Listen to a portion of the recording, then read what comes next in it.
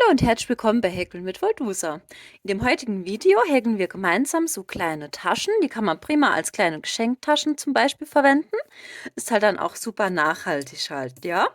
Eignet sich vielleicht auch ganz toll für an Weihnachten so Kleinigkeiten oder sowas zu verschenken. Oder halt so komplett durchs ganze Jahr. Eigentlich super zu gebrauchen. Ähm, ja, ich habe hier jetzt schon 2 Stück in verschiedenen Farben gemacht. Das Ganze wird hier mit so einer Luftmaschenkette zusammengebunden und dann kann man das hier prima so öffnen, kann man hier was reinmachen und das Ganze dann wieder hier einfach zuziehen und zubinden. Das Ganze besteht aus 2 Grannies, so, also für die Vorder- und Rückseite. Ich mache das Ganze, häkel ich heute wieder mit Baumwolle, 50 Gramm auf 170 Meter. Und ich verwende hierzu jetzt heute 3 Farben. Da könnt ihr natürlich die Farbauswahl ganz frei gestalten. Ich denke, es sieht auch ganz hübsch aus, wenn es komplett in einer Farbe zum Beispiel gestaltet wird. Das werde ich auf jeden Fall auch noch ausprobieren. So, also das ist Baumwolle. Ich verwende jetzt heute hier Gelb, so ein Farbverlaufsgarn und ein hellrosa. Wir häkeln das Ganze mit einer Nadelstärke von 2 Millimeter, die Häkelnadel. Wir brauchen noch eine Schere und natürlich eine Nadel zum Vernähen. So, wir starten das Ganze, indem wir das erste Granny hier häkeln und wir beginnen hier innen drin in dieser Mitte. So, in meinem Fall fange ich jetzt hier heute mal mit Gelb an. So, dazu machen wir uns einen Fadenring und häkeln jetzt in diesen erstmal eine Schlaufe und setzen jetzt 2 Luftmaschen an. Ja, das ist unser Steigestäbchen und wird mitgezählt. Es folgen jetzt noch weitere 15 Stäbchen in diesen Fadenring. So, also dass wir dann hier, wenn wir das mitgezählt haben, quasi auf 16 insgesamt kommen, ja?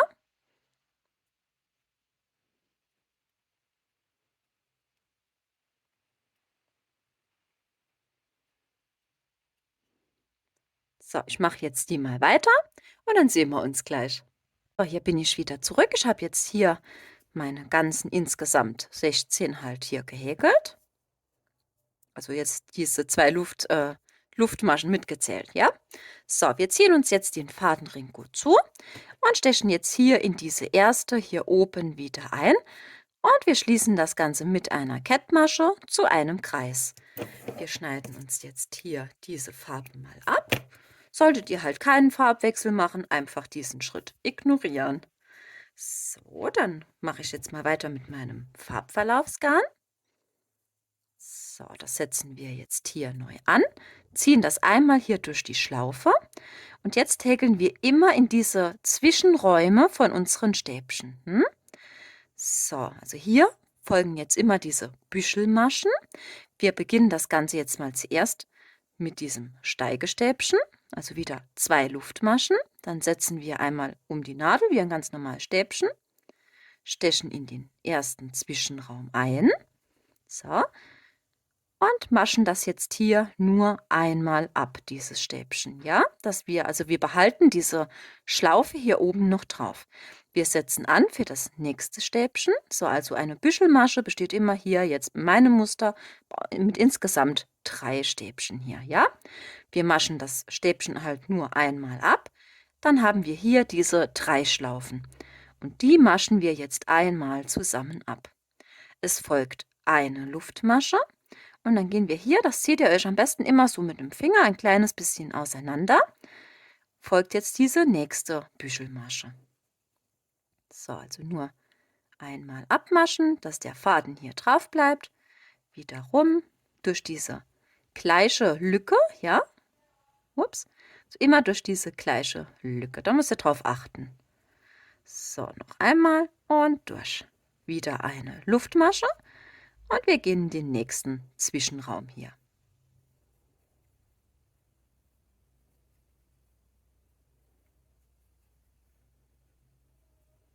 So, einmal abmaschen und eine Luftmasche.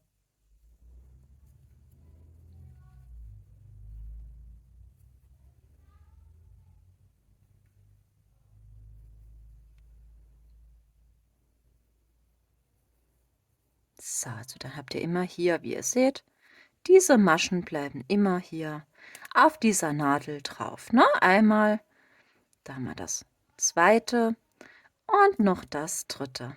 So, und einmal komplett durch und eine Luftmasche. So, und das wiederholen wir jetzt bis hier hinten zu unserem runden Ende und beginnen, also verbinden das Ganze auch wieder mit einer Kettmasche hier oben in diese erste Masche rein. So, also ich habe jetzt hier meine ganze Runde hier gehäkelt. Wie ich euch eben gesagt habe, stechen wir jetzt hier in die erste wieder ein und ziehen uns gerade so eine Kettmasche. So, ich mache jetzt wieder einen Farbwechsel. Jetzt zu diesem hellrosa. So, dann ziehen wir uns das einmal hier durch. Auch hier wieder mit 2 Luftmaschen starten. So, und jetzt häkeln wir immer in diesen Zwischenraum, wo wir eben diese eine Luftmasche gesetzt haben, zwischen diesen Büschelmaschen. So, ich fange das immer an, dass ich immer hier in dieses erste quasi ein kleines bisschen so zurück. Ihr könnt das natürlich auch hier in das nächste machen. Ich komme jetzt sowas so, eigentlich ja, für mich ist das so einfacher. So, also wieder unsere 2 Luftmaschen. Das gleiche Prinzip, also wir häkeln das auch wieder mit so einer dreifachen Büschelmasche. So, diese ersten Luftmaschen zählen halt mit. Deswegen haben wir hier auch jetzt nur diese 3, haben wir nachher ja 4. So, einmal durch. Und jetzt in dieser Runde machen wir immer also diesen Luftmaschenabstand haben wir eben mit einer Masche gehabt. Und das machen wir jetzt einfach mit 2 Luftmaschen. Ne? So, also jetzt immer 2 Luftmaschen. Und dann geht es direkt hier weiter. Also müsst ihr ein bisschen drauf achten. Das ist jetzt hier in dieser Runde noch ein bisschen eng. Das wird aber gleich besser. So, also rum. Wir gehen in die erste hier rein, in diesen Zwischenraum. Maschen dieses Stäbchen halt nur halb ab. Wieder rum. Setzen das zweite. Und jetzt das dritte. So, und dann haben wir hier halt immer diese 4 Schlaufen. Ne? Das ist am Anfang hier nur mit 3 und jetzt immer mit 4. So, und dann ziehen wir das einmal so durch. Und es folgen wieder 2 Luftmaschen und das gleiche Spiel hier immer in diesen Zwischenraum. Genau das gleiche häkeln. Immer eine Büschelmasche mit 3 und 2 Luftmaschen. Und dann sieht man jetzt, dass wir das hier so langsam auch ein bisschen mehr Platz dazwischen. Und das wiederholen wir jetzt hier komplett rum, bis wir hinten wieder an unserem Ende sind. Immer schön darauf achten, dass ihr immer hier in diesen Zwischenraum hier, ne, wo diese eine Luftmasche war, dass ihr immer hier komplett diese 3, also 3 Stäbchen von dieser Büschelmasche, schlimmes Wort, dass ihr immer das genau dort reinsteckt. Ne? Ich mache das jetzt weiter und dann sehen wir uns gleich. So, ich habe jetzt hier meine ganze Runde schon gehäkelt. So, wenn ihr hier hinten ankommt, ja klar, zwischen dem ersten und dem letzten müsst ihr natürlich auch diese 2 Luftmaschen setzen. Ne? So, dann ziehen wir das Ganze hier mit einer Kettmasche durch, schneiden uns den Faden ab und machen erneut einen Farbwechsel. Ich wechsle jetzt wieder zu diesem Gelb. Also das könnt ihr natürlich ja, machen, wie ihr wollt, natürlich, ne? Das ist ja klar. So, also jetzt setzen wir uns das Ganze wieder an, ziehen das hier einmal durch, starten mit 2 Luftmaschen. So, das Ganze ziehen wir uns hier mal ein bisschen fester. Und jetzt häkeln wir hier in diesen Zwischenraum hier erstmal ein weiteres Stäbchen. So, ein Stäbchen, jetzt haben wir hier quasi 2 Stäbchen. Es folgt noch ein Stäbchen hier in diesem gleichen Zwischenraum. So, jetzt haben wir hier 3 Stück. Wir machen uns eine Luftmasche und häkeln jetzt in den nächsten Zwischenraum hier rein 3 halbe Stäbchen. So, ganz normale halbe Stäbchen. Das erste, zweite, dritte. Wieder eine Luftmasche. In den nächsten Zwischenraum wieder 3 halbe Stäbchen. So, 1, 2, 3. Wieder eine Luftmasche und in den nächsten Zwischenraum hier wieder 3 halbe Stäbchen, ja? So, und dann machen wir wieder eine Luftmasche und jetzt folgt hier in diesem Zwischenraum 3 normale Stäbchen. Ja, jetzt häkeln wir wieder die Ecke. So 1, 2 und das dritte. So, und jetzt müssen wir ja hier um die Ecke rum, ja? Also häkeln wir jetzt mal 2 Luftmaschen und jetzt setzen wir hier in diesen gleichen Zwischenraum erneut 3 Stäbchen hinein, ja? So, das erste, das zweite und mein drittes. So, und dann seht ihr, ich zeige es euch mal gerade so. Also es wird jetzt hier immer eine Gerade. Hier haben wir hier die Ecke, das geht jetzt hier runter und dann kommt das nächste. Ich habe das hier schon vorbereitet, also wir brauchen das ja sowieso zweimal, ja. Ich habe mein erstes Stück jetzt schon gemacht. Also wie ihr seht, hier ist eine Ecke. Dann habt ihr hier immer 3 Zwischenräume mit diesen halben Stäbchen. Dann folgt wieder eine Ecke, bestehend aus 3 Stäbchen, 2 Luftmaschen, 3 Stäbchen, alles in einen Zwischenraum, ja? Und dann hier wieder diese 3 einzelnen mit, also was heißt nicht einzelnen, ihr wisst, ihr seht ja, was ich meine. Also diesen Zwischenraum, immer mit den 3 halben Stäbchen, ne? Das Ganze 3-mal und wieder eine Ecke. Ne? Also ich mache das und ihr müsst natürlich hier dazwischen immer eine Luftmasche setzen, ja, wenn ihr hier bei dieser Geraden seid. Diese 2 Luftmaschen, das machen wir nur hier in dieser Ecke. So, also es ist eigentlich ganz einfach. So, hier immer diese halben Stäbchen in diese Geraden reinhäkeln, ja? Ich mache das jetzt mal weiter. Also diese gelbe Runde und dann sehen wir uns gleich wieder. Dann zeige ich euch noch, wie wir das hier beenden an dieser letzten Ecke. So, hier bin ich wieder zurück. Also ich habe jetzt hier das in diesem System so weitergehäkelt, wie ich euch das eben erklärt habe. Und ich bin jetzt hier hinten angekommen, quasi an meiner letzten Ecke, wo wir eben mit diesen ganz normalen Stäbchen gestartet sind. So, und hier müssen wir natürlich auch noch dieser zweite Teil von dieser Ecke reinhäkeln, ja? Also häkeln wir jetzt auch hier wieder unsere 3 Stäbchen hinein. Und das dritte. So, machen dann wieder hier unsere 2 Luftmaschen für die Ecke und setzen hier einfach in dieses erste Stäbchen hier rein und ziehen uns eine Kettmasche. So, und dann ist diese Ecke auch schon geschlossen, ne? So, jetzt holen wir uns wieder die Schere, machen einen Farbwechsel. So, ich mache jetzt hier wieder. Also, ja, ihr solltet schon drauf achten. Das ist, wie gesagt, ich habe ja eben gesagt, das erste Teil habe ich schon gemacht. Dass natürlich die, ja, im Idealfall identisch aussehen, ne? So, wir setzen jetzt mit der neuen Farbe an. Jetzt hier folgt jetzt eine Runde mit festen Maschen. Dann mache ich das jetzt so, dass wenn ich die Farbe hier neu ansetze, direkt schon am Anfang hier diese 2 Fäden ein kleines Stück mitlaufen lasse, ja? So, es folgen jetzt nur feste Maschen. So, hier hatten wir 3 Stäbchen, also 3 feste Maschen. In diesen Zwischenraum hier eine feste Masche, einfach so einmal rein. So, und hier wieder 1, 2, 3 Stück. So, das reicht mir jetzt schon zum Mithäkeln. Ich klappe mir das jetzt so zurück und schneide das nachher einfach ab. So, also hier einfach so in diesen Zwischenraum. Ne? Kann man ganz gut sehen. Einfach so rein und eine feste Masche setzen. Ne? Ich zeige euch, ich bleibe jetzt mal kurz bei euch und zeige euch, wie ich jetzt hier gleich um diese Ecke gehe. 2, 3. So, jetzt bin ich also hier hinten angekommen und wir gehen jetzt hier um diese erste Ecke. Da habt ihr hier diesen Zwischenraum mit diesen 2 Luftmaschen eben. Jetzt stechen wir hier in diesen Zwischenraum ein, häkeln uns eine feste Masche und jetzt folgt wieder, also ich habe es jetzt hier bei dieser Version gemacht mit einer Luftmasche an den Ecken und hier habe ich immer 2 Luftmaschen gemacht, ne? Das könnt ihr machen, wie ihr wollt. Also es wird trotzdem schön.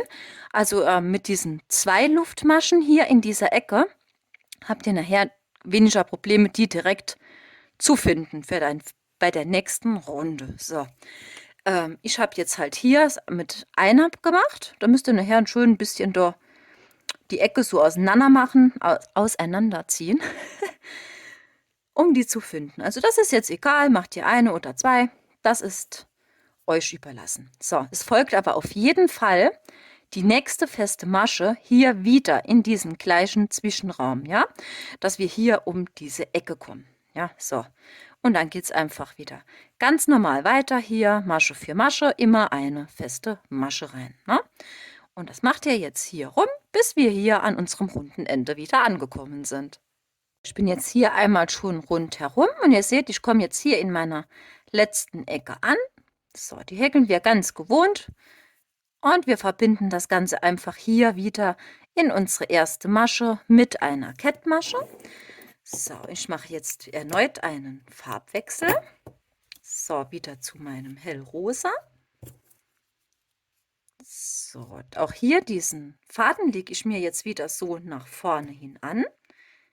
Halte mir die nächste Farbe so dran, ziehe das einmal durch.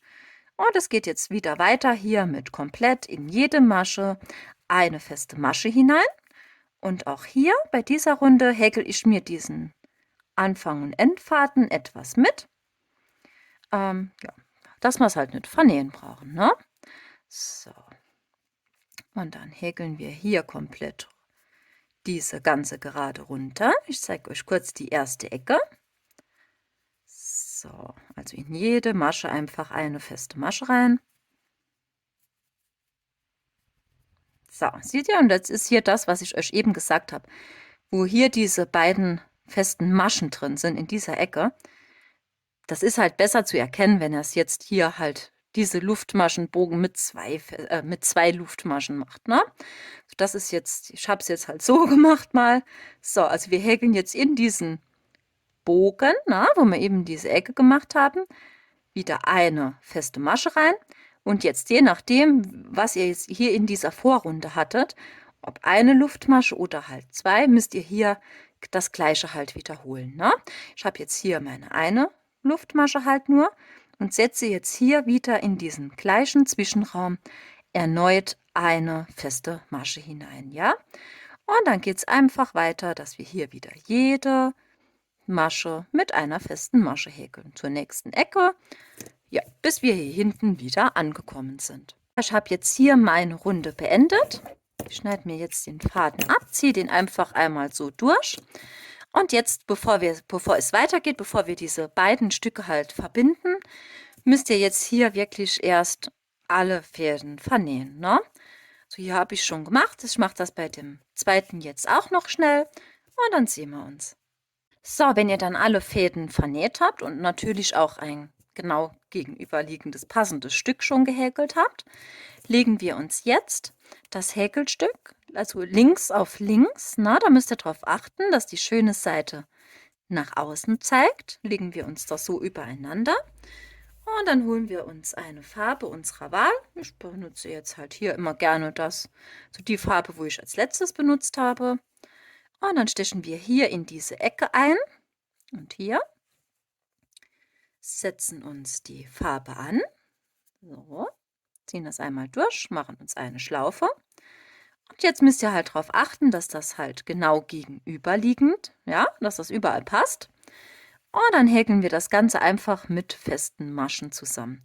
Dieser Anfangsfaden, den häkeln wir gleich einfach so ein Stück wieder mit, den lassen wir einfach so laufen.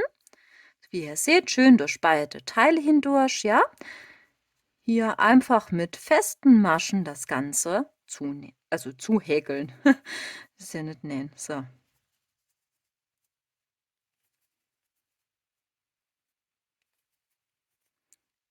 So, das machen wir jetzt hier bis an diese erste Ecke. Bleibe ich jetzt mal hier wieder bei euch.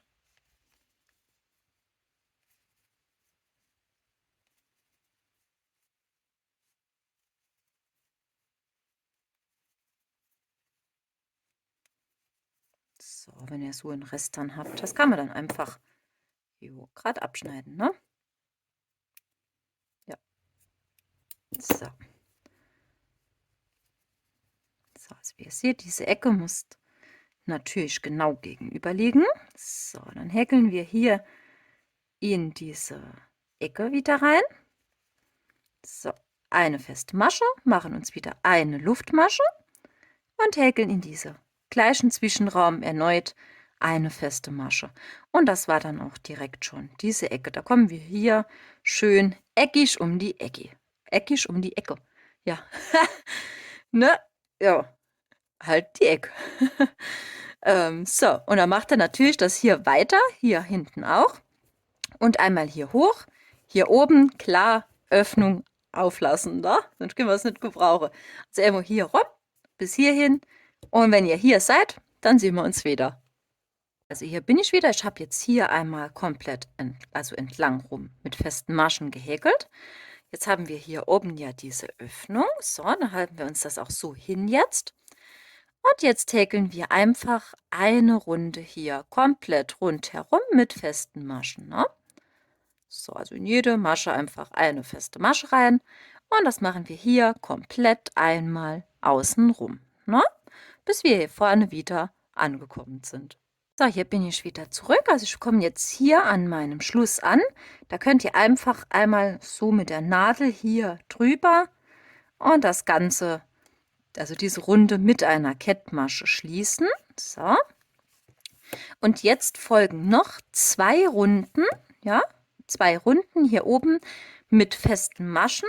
Das könnt ihr natürlich jetzt machen, wie ihr wollt. Ich habe jetzt hier immer gern schon einen Farbwechsel drin, dass ich jetzt also beide Runden in einer anderen Farbe häkeln. Oder ihr macht es halt mit dieser Runde weiter. Aber jetzt kommt erstmal nur 2 Runden lang feste Maschen. Ja, ganz egal, mit Farbwechsel oder halt ohne. Na?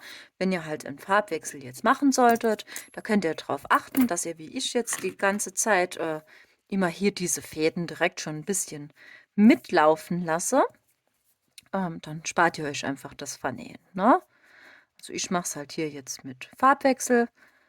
Also wie gesagt, 2 Reihen insgesamt mit festen Maschen noch häkeln. So, hier bin ich wieder zurück. Also ich habe jetzt meine 2 Runden hier noch dazu gehäkelt mit festen Maschen. Ich mache jetzt wieder einen Farbwechsel. Und jetzt kommt der Teil, wo wir nachher diese Luftmaschenkette als Band durchmachen. Hierzu ziehen, also ich mache jetzt halt hier meinen Farbwechsel und wir starten das Ganze wieder mit 2 Steigeluftmaschen. Und jetzt häkeln wir einfach in jede Masche ein Stäbchen hinein. So, also überall hier ein Stäbchen. Ne? So, sieht man ganz gut. So. Weil durch diese Stäbchen fädeln wir nachher diese, ja, Luftmaschenkette halt durch, ne? So. Ups.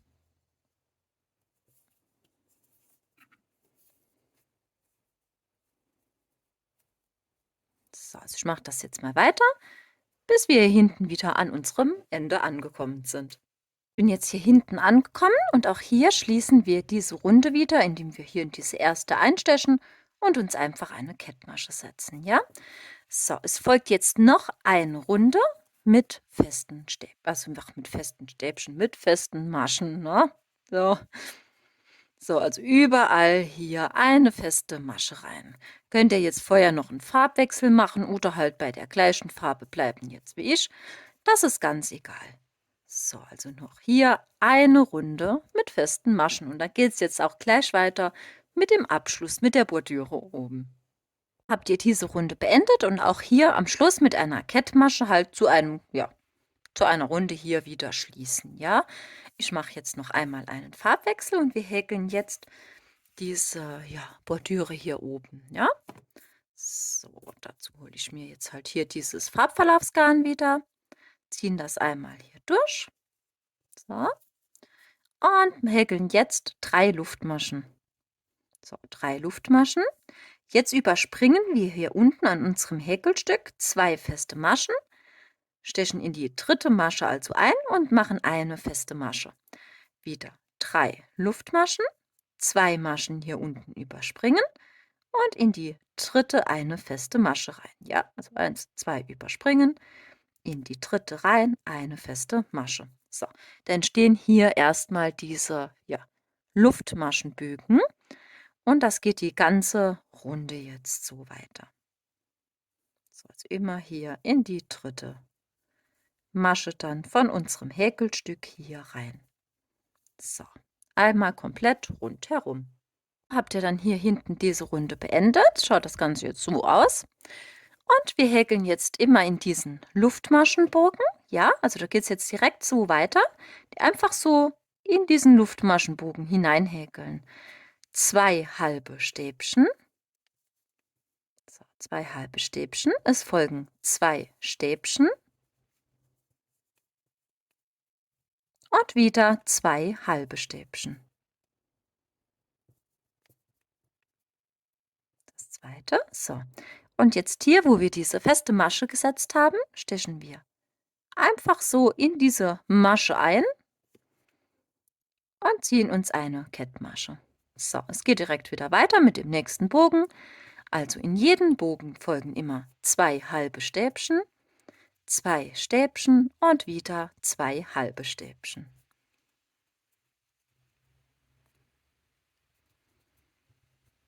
So, und hier in diese feste Masche einfach eine Kettmasche das Ganze verbinden.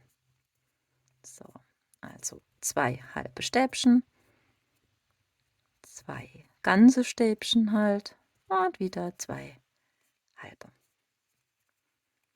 So, und mit einer Kettmasche hier verbinden. So, und das machen wir jetzt hier einmal komplett, bis wir hier vorne wieder ankommen, klar. Ich habe jetzt hier diese ganze Runde hier fertig gehäkelt. Das schaut das Ganze jetzt so aus. Dann könnt ihr auch den Faden abschneiden, wenn ihr hier diese letzte Kettmasche gesetzt habt. Ja, und hier diese Fäden hier werden natürlich vernäht. Ich zeige euch noch schnell das mit diesem Band. Ja, das ist auch ganz leicht. Da holt ihr euch einfach ein Stück Wolle. Wir machen uns eine Schlaufe. So, eine Schlaufe setzen. Und jetzt folgen einfach eine Luftmaschenkette mit insgesamt 100 Maschen. Also so 100 Maschen, das reicht völlig aus. Solltet ihr es natürlich noch länger haben wollen, na, dann macht ein paar Maschen mehr. Also ich finde jetzt, also hier, das ist jetzt alles mit 100 Luftmaschen hier gehäkelt und ich bin es mal kurz zu, ich zeige es euch mal. Das reicht eigentlich völlig aus. Ne? Ja, Luftmaschen, klar, haltet ihr hier fest und einfach immer hier den Faden einmal durch die Masche. So, bis ihr insgesamt 100 Stück davon habt. Habt ihr dann diese Luftmaschenkette gehäkelt, dann schneidet ihr einfach hier, wenn ihr 100 Stück habt, ich lasse mir jetzt immer noch ein bisschen hier einen Faden übrig, dass ich das jetzt besser durchziehen kann. Es empfiehlt sich auch hier eine stumpfe Nadel zu benutzen, ne? Also extra so eine Vernähnadel. Also eine Wollnadel. So, reicht's. So, dann kann man das nämlich ein bisschen besser noch hier reinmachen. So, und ich mache das jetzt so, dass ich mir hier diese Luftmaschenkette halt einfach hier durchschwebe. Durch diese Runde, wo wir eben nur diese Stäbchen gehäkelt haben. Jetzt mache ich das immer so, dass ich das immer so im Zweierpack. Ja? Seht ihr das? Immer so 2 Stück hin und her. Einfach hier das so mir durchziehe. Das könnt ihr natürlich auch machen, wie ihr wollt. Es sieht auch ganz schön aus, wenn ihr ein Stoffband hier durchzieht. Also es muss gar nicht unbedingt, das habe ich jetzt noch nicht vernäht, mache ich gleich. Es muss jetzt gar nicht unbedingt so eine Luftmaschenkette sein. Da braucht ihr halt jetzt sonst nichts extra. Es ist halt praktisch, ne? Dann, ja, da brauchen wir jetzt nicht extra noch irgendwelche Sachen zu kaufen. Das ist ja das, was wir eigentlich alles so zu Hause haben, ne? Wo wir alle häkeln. So, Wolle haben wir eigentlich immer. So, einmal durch. Bin jetzt hier hinten angekommen. Das passt jetzt gar nicht mit den 2. Ist 3. Auch nicht schlimm. So, machen wir den Faden raus. Ihr könntet jetzt hier unten auch vielleicht noch eine kleine Perle oder sowas reinmachen. Sieht bestimmt auch ganz süß aus. Oder ein Glöckchen oder sowas. Ich ziehe mir das halt jetzt ein bisschen strammer. Hier unten, ne, den Anfang gut stramm ziehen und dann einfach kürze ich mir das jetzt knappkantig ab. So, wie gesagt, das hier jetzt ignorieren, das vernähe ich gleich noch. Und dann ist auch unser Säckchen hier schon fertig. Und dann könnt ihr das wunderbar so zuziehen und das Ganze zubinden. So, also da habt ihr ruckzuck eine super schöne Geschenkverpackung zum Beispiel oder für euch selbst, für so größere Ketten und sowas, ne? Da sammelt sich ja als Frau schon einiges an. Finde ich sowas immer ganz praktisch. Aber ich muss auch sagen, ich habe, hier, das habe ich jetzt mit 4 Farben übrigens gemacht. Ist auch ganz hübsch. Ich denke, es ist auch ganz schön, wenn ihr jetzt so Geschenke packt, ne? Für eine Frau oder so. Das kann man auch super als so Seifensäckchen benutzen, ne? Das ist vielleicht auch ganz schön. Da gibt es ja auch im Moment eine schöne Auswahl an richtig tollen Seifen, ne? Oder so handgemachte Seifen. Ist auch ganz toll. Also finde ich jetzt persönlich ganz niedlich, wenn man so einen Geschenkkorb oder sowas, ne?